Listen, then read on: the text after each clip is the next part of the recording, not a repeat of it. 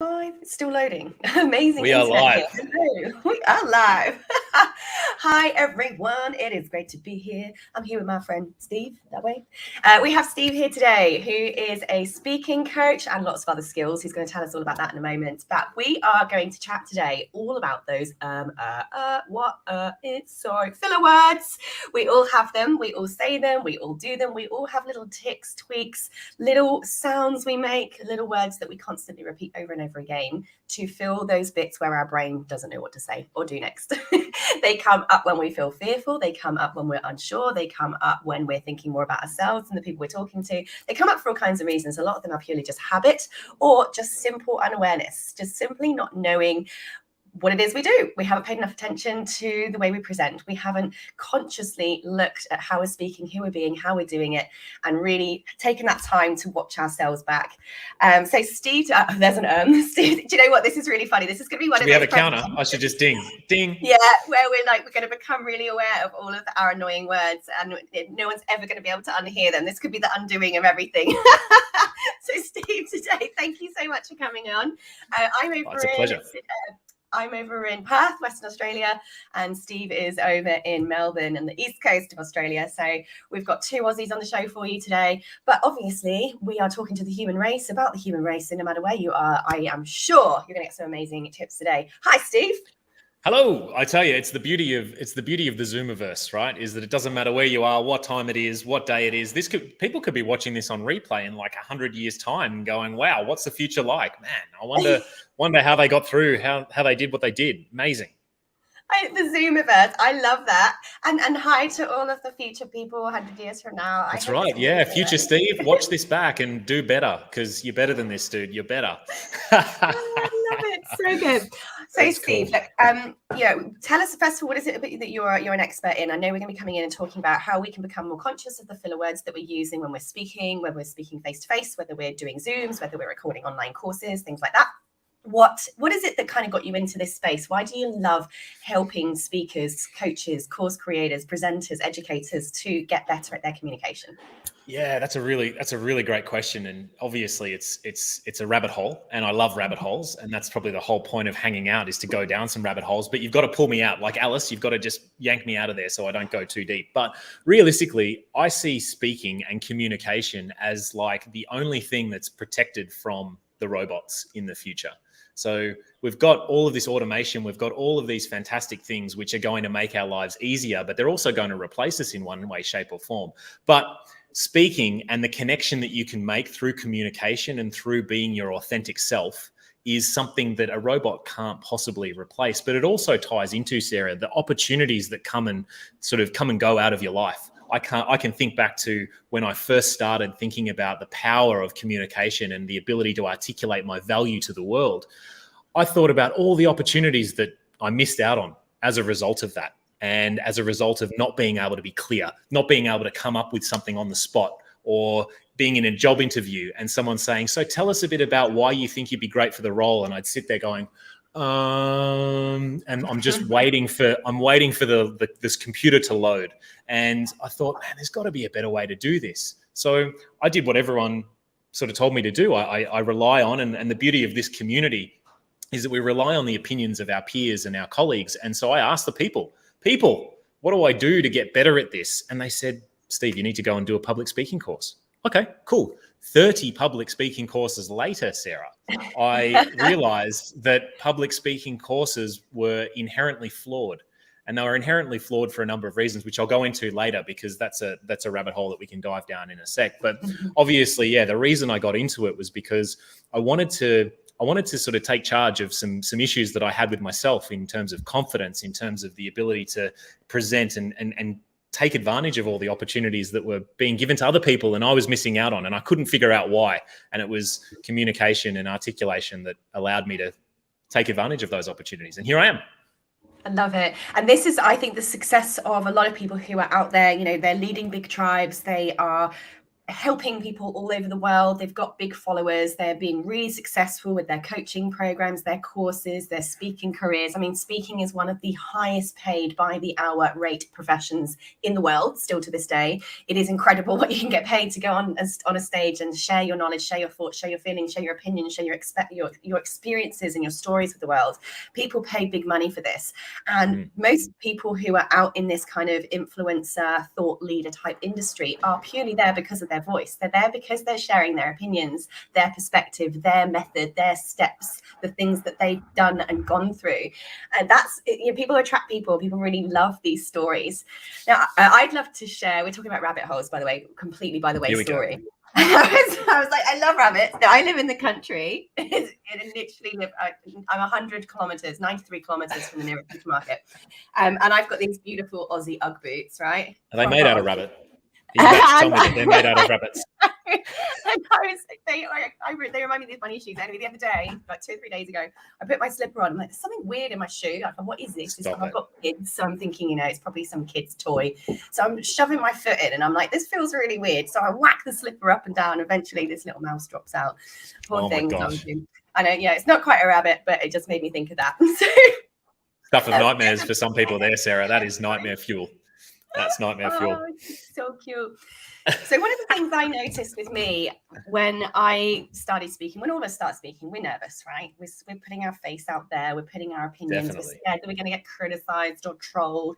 What are you talking about, Sarah? How dare you think that? How dare you have your own opinion, right? This is going to happen the second you put your voice out there.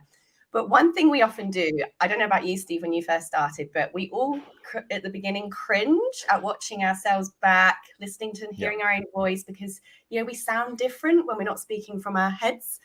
And I was looking back at some of these videos and I was like, oh my gosh, how many times did I say how many times did I say so, how many times did I say and? You start noticing all these little things. Oh my gosh, I wanted to never watch a video of myself again.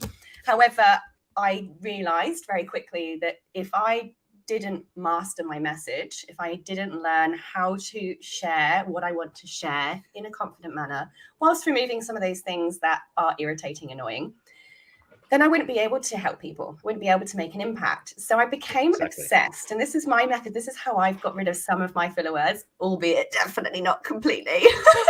I have got better by being obsessed with watching myself back. And it's become a thing with me and my husband, because he's like that. Oh my God, are you watching videos of yourself again? Unapologetically, yes, I am. It's called self-improvement, honey, right? Because you've got to watch back. Watching you say, these speaking programs are inherently flawed, because I don't think we get enough chance to actually practice and do. And we certainly don't get enough chance or focus on self-evaluation. We are our best critics, right? Yes. But I have found that if we do that with a constructive lens, we watch ourselves back, we listen to the way we speak, the amount of times we lip smack, it's one of my worst ones. Yeah, that's massive. That's massive, by the way. Yeah. Huge. Yeah, I hate it. And one of my students pointed it out to me, and now I can't unhear it, and it's a nightmare. But I'm really conscious of it. But becoming conscious is the only way to start. The overcoming of that thing, right? So that's kind of, for me, the biggest way that I've been able to overcome some of mine. I don't know if that tip helps people. Like, go and watch yourself back, do videos, and obsessively watch yourself back and take notes. But Steve, we've got a couple of questions here for you. How did you start overcoming some of your fillers? Like, what were your fillers? delicious question. I want to, there's a couple, and I'm going to answer that question for sure, because it's 100, you want to know how we do it, right? Because for some reason, people look to us and they go, whoa, teach us. We're just people like you folks. I am just a human. I love to go out to the beach on the weekend and just do crazy stuff. Like it's all cool. Like I'm just a regular dude. So if I can do it, anyone can do it. That's why I really love this. But I got into learning and development as an industry, and Sarah, we obviously connect and share an affinity for course creation, but obviously the industry of L&D is very, very different to the world of course creators and coaches, consultants. And it's great to reminisce on how the industry hasn't evolved like this industry has. But I was delivering face-to-face programs, and straight out of uni, I decided to go down the L&D path, and I ended up teaching the Cert 4 in training and assessment 3 weeks after I started the trainer. Oh, 3 weeks. 3 weeks after I started the course. So I hadn't even finished the course yet, but my instructor goes, man, you've you've got something that I reckon we can just like pad out your lack of knowledge, but we'll just, as long as you stay a week ahead of the class, you'll be good, right? They won't care. I'm like, whoa, is this the dark arts of certificate-based qualifications? I think it is. That's a topic for another day, huh? But this boss was phenomenal. He literally said to me, he goes, I'm going to review you. And you talked about review, Sarah, which is absolutely critical. Review, self-assessment, or peer review. And in this case, it was, Steve, here's module 1. You've got 24 hours to learn it. You're going to deliver it to the team tomorrow as your baptism under fire. Go. I delivered it. I was nervous as, oh my word. It was like, I don't get nervous anymore, but in that sort of way, we'll talk about nerves later, but I was freaking out, man. And when I delivered that content, I was an train. I was this, that, and it was because I was nervous. And nerves are a massive component to your utterance delivery. They're a factor that sits next to them. If you're nervous, utterances are going to play havoc. They're just waiting to knock on the door. My boss at the time said, right, Steve, that was great, really cool. I'm going to charge you $1 for every utterance from here on in. I'm like, whoa, okay, dollar bills, y'all. Because he goes, if I had charged you at the start of this session, I'd have like $300, dude, and you just delivered for 2 hours. I'm like, fuck. That was massive for me. It like gave me huge perspective of the impact that utterances have on the delivery. I'm thinking, well, if I did that 300 times in 2 hours, what else could I have put in there of value that people have been missing out because I've been selfish? And that's probably one of my key tips there, is that stop being selfish and making it all about you. We'll talk about that in a second. But to answer that question, it was a financial penalty that got me really dialed into ums and ers. And what was great is as soon as you can gamify life, you win. Because all I saw training was then is I have to go in and I'd be like, okay, folks, now we're going to not say because it's going to cost me too much money. So that's how I got around it. So that's how I taught. It was a baptism under fire, Sarah, a true baptism. That is hilarious. I just ding, ding, ding. So I ended up, funny story, after that day, I ended up paying him like $3 over the course of my next 12 months worth of work with him. I was bulletproof. And amazing. It was pretty special. Yeah. So that, hopefully that answers the question as to where I started and how I managed to obviously up the stakes to make sure that I couldn't fail. Amazing. I'm loving the gamification, the financial penalties. If you're lucky enough, I guess, to have somebody in a room, where somebody is able to watch you and give that feedback. One of the things I've found lately that's really interesting is I've been beginning to transcribe a lot of my content. Yes. We want to transcribe it so that we can get the SRT files, so we can have subtitles on our videos. Yes. Right? That's one great way to enhance our learning, to make it more accessible to those with visual or hearing impairments, is we can get that transcription, we can get the subtitles up there. Also, I've been using those for the sake of SEO. So those of you who what tool do you use? Do you use Descript? I'm using Otter AI at the moment. I nice. also use Rev. I've been using Rev as well. Rev's very, very accurate. I do like that one. The other clever thing that a lot of people don't know is that YouTube actually transcribes all videos completely free of charge. So if you click on any YouTube video, most people don't know, at the bottom of the video on the right-hand side, there's 3 tiny little dots on any video. Click on those 3 little dots on the bottom right of any YouTube video, and then it has the transcript. The transcript pops up on the right. You can copy and paste that transcript. Boom, boom, boom, and edit it. But this has been an incredible way of me finding out what some of my fillers are, because you don't really notice them too much. Even when you watch yourself back, you're so accustomed to these little words and things that you do and say that you almost completely don't notice them until you have to edit a transcript where you say the same word over and over and over again. This, guys, is so eye-opening. Go to if any of you have got videos on YouTube, go and just click on the 3 dots on the bottom, click transcript, and see how many times you say or like or and. It is extremely literally black and white in your face when you see those words written down in the transcript. So that's another way. Game changer. Become more aware of some of the words that I'm using that I didn't even notice when I watched myself backwards obsessively. It's pretty amazing. We've had Paola say, excellent topic. It's such a common problem. Thank you for sharing this. It is fantastic. If any of you have any questions for Steve or I about presenting, please jump in. We have literally a speaking trainer over here, and it would be really, really great to get your questions on this. So, Steve, let's pretend. One of the things I find, I get a lot of people who are working with me, they become quite obsessed with cutting their videos and editing their videos. They want to edit out every single they want to edit 100%. Out every single bit where they forgot what they were going to say. And it's almost like we've become so obsessed with perfection that we have started to cut up our complete and utter naturalness of being human. What happens? Yeah, I was going to literally say, Sarah, what happens when you cut it? Yeah, it's incredible. So I think we need to really talk about kind of getting this balance right between, okay, it's cool to be aware of our filler words. It's cool to try and reduce those where we can and replace them with more interesting stuff to say. But also at the same time, I don't think we should obsess with it. I personally don't cut out and perfect a lot of my videos. If I forget what I'm going to say, I don't stop the whole video, cut that bit out. I just do what I would do if you and I, Steve, were sat in the bar having a beer right now. If I forgot what I was going to say, I would go, what was I saying? Where was I going with that? Yeah, absolutely. And I'd carry on, right? In real life, that's what we would do. But It's really funny. As soon as we go online, as soon as we start doing videos, we're like, oh no, I better cut that out because it wasn't perfect. It wasn't a script. How far do we go, Steve? How far do we go? Yeah, you've made some really cool points, and I've made a mental note of them so that I can cover them off. Couple of things, right?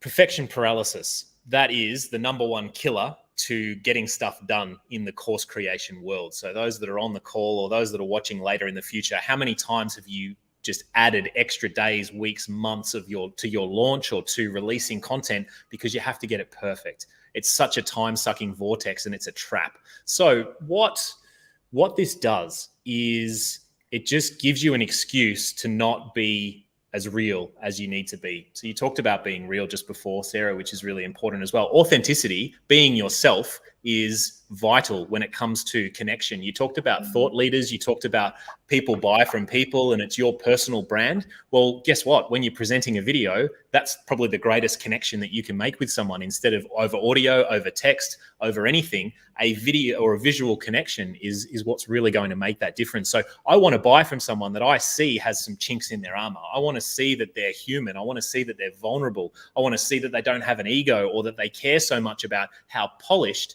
I want to see that they're focusing on the content that they're delivering and making sure that that content is delivered in a way that I am going to get the most out of that information and be able to realize the learning outcomes of that content.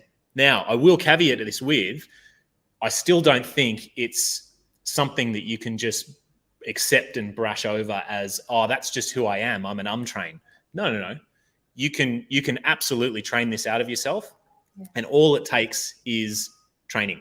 It takes specific, focused efforts and awareness. So we've already talked about it. You need to be present and you need to be aware of what you're talking about. As soon as you're well prepared on a topic that you love and you're talking about something in the moment and you're there, you're not looking at your phone, you're not trying to do 400 different things. Because when you lose your train of thought, utterances come in as a defense mechanism to protect you from looking stupid. So we want to avoid that. So it's filled with something that makes us feel stupid. It's hilarious, isn't it, how this works? And the stupid bit, just lastly, Sarah, sorry to interrupt, is you mentioned something about how you would talk to me in a bar, which is great. Like, let's have a beer when we can get over to WA, and that'll be fantastic. But the apology is one thing, and that's another thing that I see a lot with speakers, is that in a live scenario, something goes wrong. On a digital scenario, Zoom crashes and you need to reconnect your audio. The worst thing you can do is apologize and say, oh my gosh, I'm so sorry. I was so prepared before and this. Because all that does is it makes it about you and it stops making it about the audience. The audience know that something's gone wrong. They don't need you to then make them try and empathize even more with you about why you've made excuses as to this has happened. The best thing you can do is just suck it up, go, where was I? That's right. I was going to talk about this. Here we go. Bam, off you go. And you can continue down that path and make it about your audience and stop making it about yourself. Yeah, I love that. I love the kind of suck it up thing. I use this a lot when it comes to us making mistakes, when we're presenting, when we're recording our videos. Recording them takes such a long time. And if we are constantly re-recording because we're worried that what we said didn't come out right, we made a mistake, we tripped over words, we said, we said, we said like, and we want to get rid of that. We're going to just be going around in this never-ending hoop of trying to be perfect. Definitely. And no one's ever going to be helped. No money's ever going to come in. And no impact is ever going to be made if this video just doesn't go out. It's better going out with you as just being a person than it is not going out at all. I actually have made a point recently with this, because I'm always saying to my students, just record the damn video. If we were face to face, it wouldn't matter if you made a few mistakes, if you tripped over your words, if you forgot where you were going or your train of thought, you would still just carry on talking to me anyway. So don't edit the video. I dare you to put it out without editing it. And I have actually done this a couple of videos ago. If anyone go and have a look at my YouTube channel, there's a video I posted that was a promo for one of my courses, and I literally forgot how to say my own name. I tripped over my own name. I went, go to Sarah Corner. I couldn't say Sarah Corner. I was saying go to sarahcorner.com. I couldn't say it. And anyway, instead of cutting it out and re-saying my own name, I just made a joke of it in the video and said, I can't believe I forgot how to say my own name. And in the editing stage, instead of cutting that bit out, I stuck a big minion head up next to me just to make a laugh of myself, you know? And it's really funny. It's a promo sales video. But I've had heaps of people message me going, I love the fact that you left that in. You left in your own mistake of forgetting your own name. And you just made a point of it by sticking up a crazy minion face next to you to laugh at yourself. People love realness. I think with the whole fake filter, editor shit we got out in the world right now, people are really loving seeing actual people's faces. This is why lives are so popular. We can't edit this live. We can't filter this live. I don't know what's going to happen. I don't know what my neighbors are going to do, man. They could start performing the coup de grace out the front there, and I'll have no control. I love it. I just had a dog barking fest the second you got on. It's likely to happen. I did a video this morning, right? So my video editors, they have a love-hate relationship with me, right? Because they never have to edit anything I send them. So they get frustrated because they can't charge me enough money. So for all you people that want to save money on editing, imagine how you would be if you could do a one-take wonder for every piece of your course content. That's it. That's incredible. I was able to do like 60, I think I did 60 videos for speaker muscle training in the course of like 3 days, and I edited nothing. It was all just raw footage. And my editors were like, why do you even have us as editors? What are you doing to us? And I go, no, just add the intro and the outro, please. That's good. Don't touch the video. It's fine. But I was stumbling. I even stumbled over a couple of words myself. And I was explaining the concept of our gym program for speaker training.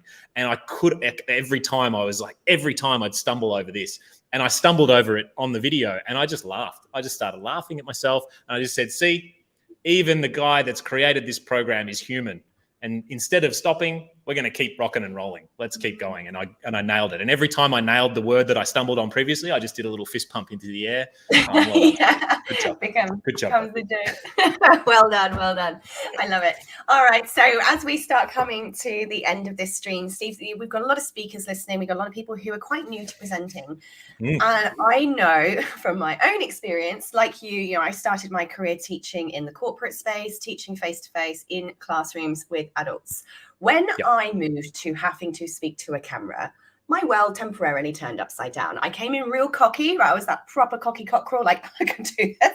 I've been speaking on stages for years. I was proper arrogant about it. The second somebody shoved that camera in my face and the little red light was blinking next to the barrel of the lens, I couldn't even put one word in front of the other. I could barely even stand. But I had this video of me first doing a presentation to a camera. You can actually see my knees wobbling. That's how scared I was. It's a completely different experience, right? It's anyone who has done training face-to-face, who then moves to doing training to camera, will tell you it is the most uncomfortable experience ever, because we've got so used to a very different method of communication, interacting with those 100%. That we're teaching. You feed off of the energy, you feed off of the facial expressions, the body language, the questions people are asking, you read the room and you change as you go. When you're looking down that barrel of a lens, you have no idea. It's so hard. So Steve, I'd love us to kind of finish up today, bearing in mind this is a problem that a lot of people have right now, is hey, it's my first time presenting to camera. I'm about to go out and start doing live group coaching calls on Zoom, or I'm going to start doing Zoom training or filming online course videos. What tips can you give people for getting over that first few attempts of, I can't even speak when I look in this hole? Keep the camera rolling is my greatest tip, right? Because you have someone to edit. Either you're editing or you've got editors to do that work for you. But what will happen is momentum will take over. Right? Objects in motion stay in motion. That's Newton's 14th law of relativity or something. See, statistics are beautiful, Sarah. You just make them up, and if they sound believable, if you're confident, then it sounds believable, right? So yeah, go check that out. Stat check me.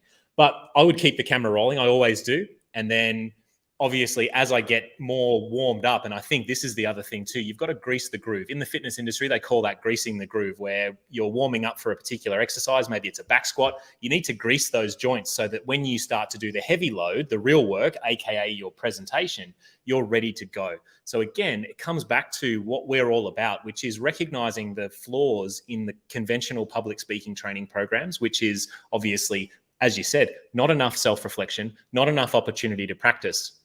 What we've created is we've created a digital speaking gym so that you can grease the groove all the time. 10 minutes a day is all you need to keep your speaking muscles in shape.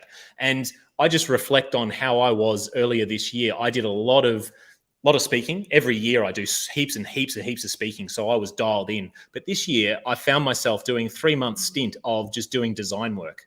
And I didn't present anything for 3 months. And the first one back, my goodness, I was ashamed of myself. I was like, what's going on here? This is ridiculous. And it reminded me, speaking skills are just like the other muscles that you do in the gym. If you haven't been to the gym for 6 months and you rock up, the next morning, hey, you're going to feel me, right? It's going to be sore. You're going to be trashed. You're going to be not moving very well. It's the same with your speaking. So I would absolutely encourage people to do something every day that keeps those muscles strengthened, keep those muscles flexing, so that when you get the camera turned on, you don't have to worry about sitting there going, oh gosh, what am I going to say? Or you can get that momentum going before you press the record button. Absolutely. Yeah, I completely agree with you. And that's probably sort of around what my answer would be as well. Is I always say to people, none of us fall out of the womb knowing how to present to a camera, right? That was just not there when God or Darwin created us, right? Whatever your belief is, no human was made to speak to this device. However, we were made to learn. We were made to learn how to communicate. We were made to communicate, right? So I always say to people that it really comes down to that practice. And the first few times I was doing this, looking at this camera, the first time I went live, my goodness, I was wet with sweat. I could barely breathe. My brain couldn't keep up with my mouth and vice versa. I think in any situation that's unfamiliar, in any situation that we have not done before, that we don't know before, we don't know what the outcome's going to be, our body physiologically responds and reacts, right? We sweat, our heart pounds, that we're going into survival, flight or fight mode. We're going to need to sit there in that space for a little bit longer so that we can say to our body, hey, it's okay. We are not in danger. It's the barrel of a lens, not the barrel of a gun. That's right. Our body will eventually go, oh, nothing's wrong. I am not dead. I am not dying. I am not starving. It's okay. I am safe. And eventually those chemicals, like that chemical soup that is flushing through our veins, is going to calm down, fizzle down, stop bubbling. Our heart rate will come down. We will stop dripping from our eyeballs. And eventually our mouth and our head will start coming into sync, and we will be able to put one word in front of the other. But like you said, Steve, for me, that also was simply having the courage to stand there, to stay standing there, and to keep trying to speak without turning the camera off, without going, this didn't work, I'm going to come back another day. Just keep it rolling, talking about what I had for breakfast, talking about my kid's name, talking about my dog, until something came out. And then it warms. It's like the engine warming up, and eventually you can speak, and you're like, yes, nailed it. That's it. It's a pat on the back moment. You've got to celebrate your successes and your little wins on everything that you do as an entrepreneur, right? You have to get in there and give yourself props where props is due. Absolutely, 100%. Definitely. And none of us are naturals at this. I hate it actually when I hear people go, oh, it's okay for you. You're a natural. Or you've got the gift of the gab, Steve. You've got the gift of the gab. Do you have any idea how many nights I cried myself to sleep trying to get rid of and improve this stuff? The number of hours that I spent in the Speak It muscle training gym, just flexing my vocal variety muscles, my off the cuff, all that sort of stuff. Like it's hours and hours of practice, but that's why it's great to hang out with people that, have paved the way, and you can learn from them on the way through, instead of having to go and eating from the ground and build it all the way up. You can start, a couple of floors up. Yeah, absolutely. I think that's one thing I really want to bring home is that there's no such thing as being a natural. There's not some people that are inherently gifted with this particular skill of speaking and presenting, and there are some people that are not. It purely comes down to practice. It's a skill, and that skill only comes from doing it heaps. And when you look at somebody and go, you guys have just got it. You guys just have it naturally. No, we've just messed up way more times. We're just a bit further along the road of having done it wrong. We're just a bit further down the road with the cringe-worthy moments where we completely forgot how to speak in front of other people. We're just a bit further down the road of those uncomfortable moments, watching ourselves back and hearing our horrible filler words and being conscious and aware and committed enough to keep practicing on overcoming them. Steve, it's been wonderful here having you today. Can you give us any sort of last word of wisdom and let us know how people can contact you? I know you have a wonderful speaker muscle training program that you can share with us all today as well. Yeah, totally. And you guys can find me on LinkedIn. I think my LinkedIn handles, this is Steve Corney, but I'll just paste it all in the comments below this video, wherever it goes. So you can do that. But what I'd love to do is we have an utterance therapy, removal therapy program as part of our speaker muscle training gym program. And it's two things. It's a bit of theory about utterances, which goes over a little bit more detail of what we talked about today.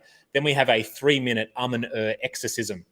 We actually exercise those demon words out of your minds and voice forever. And we'll give you that training for free because we love hanging out and helping people and have influence. And then Sarah, we'll talk about giving your tribe a discount code into the all access pass to speaker muscle training, which is just 10 minutes a day, training your speaking muscles in the 4 key areas. So vocal variety, volume control, off the cuff speaking, and eye-brain-mouth connection. They're the 4 bits of your speaking anatomy, which we've got specific gym exercises to do in your own home so that you can get on that self-assessment and self-review train and that path to being able to communicate with purpose, poise, and passion and take advantage of all the opportunities that communication has to offer in this world. So super stoked to hang out with you guys today. Thank you so much.